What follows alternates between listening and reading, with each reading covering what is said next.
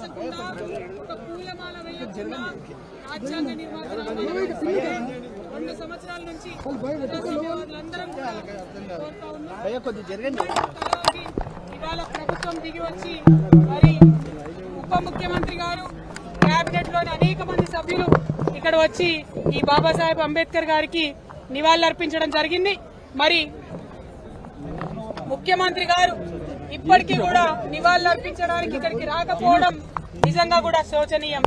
ఇది కేవలం కేసీఆర్ గారి మీద కోపంతోని, కేసీఆర్ గారి మీద మరి అక్కసుతోని బాబాసాహెబ్ అంబేద్కర్ గారిని విస్మరించడం అన్నది రాజ్యాంగాన్ని అవమానపరచడం, ప్రజాస్వామ్యాన్ని అవమానపరచడం, ప్రజాస్వామ్య హక్కుల్ని విలువల్ని అవమానపరచడం అని నేను మనస్ఫూర్తిగా నమ్ముతా ఉన్నాను.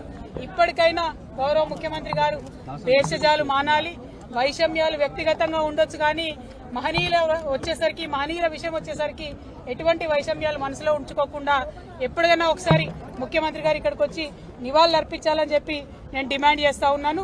మరి ఏదైతే ఎస్సీ వర్గీకరణ బిల్లు ఇవాళ సుప్రీంకోర్టు ఇచ్చినటువంటి తీర్పుతోని సాధ్యమైందో అందుకు కూడా మరి ఉద్యమం చేసినటువంటి బిడ్డలందరికీ మనస్ఫూర్తిగా నేను శుభాకాంక్షలు తెలియజేస్తా ఉన్నాను.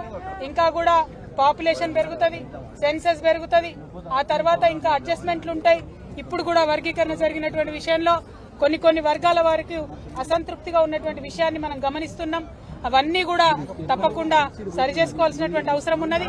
సమయానుకూలంగా సెన్సస్ పెరిగిన తర్వాత సరిచేయడానికి మీ తరఫున మేమందరం కూడా మీకు నిలబడి ఉంటామని ఈ సందర్భంగా తెలియజేస్తూ, తెలంగాణ ఉద్యమం బాబాసాహెబ్ స్ఫూర్తిని నిలబెట్టింది. ఈ విగ్రహం దానికి ఆకాశమెత్తు ఉదాహరణ అని చెప్పి తెలియజేస్తూ వారికి ఘనంగా నివాళులు అర్పిస్తా ఉన్నాం. అంబేద్కర్ గారి ఆశయాల్ని ముందుకు తీసుకొని వెళ్తామని సవినయంగా తెలియజేస్తున్నాం. జై భీమ్.